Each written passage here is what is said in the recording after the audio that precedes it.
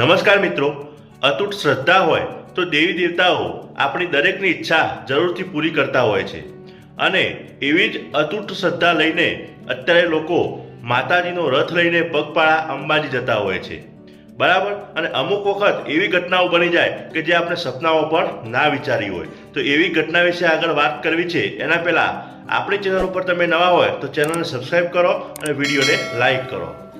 મિત્રો, જે લોકો અંબાજી ગયા હશે પગપાળા એમને તો ખબર જ હશે કે સાધનમાં અંબાજી જવું અને પગપાળા અંબાજી જવું એમાં રાત દિવસનો ફેર છે. સાધનમાં અંબાજી જવું એના કરતાં જે મજા પગપાળા અંબાજી જવામાં છે એ મજા બીજે ક્યાંય નથી, બરાબર. જે પગપાળા અંબાજી ગયા હશે એ મિત્રોને ખબર જ હશે કે કેવી મજા આવે છે. પરંતુ આજથી 2 વર્ષ પહેલાં એક એવો બનાવ બન્યો હતો કે એક ગાડીવાળાએ ચાલતા જતા લોકોને હડફેટે લીધા હતા અને એમાં 7 લોકોનું મૃત્યુ થયું હતું. જો તમારે પણ ચાલતા અંબાજી જવાનું હોય તો કાળજીપૂર્વક જજો, ધ્યાન રાખીને જજો, તો આવો બનાવ ના બને. વિડીયોને વધુમાં વધુ શેર કરો. આપણી ચેનલ પર તમે નવા તો ચેનલને સબસ્ક્રાઈબ કરો. જય હિન્દ.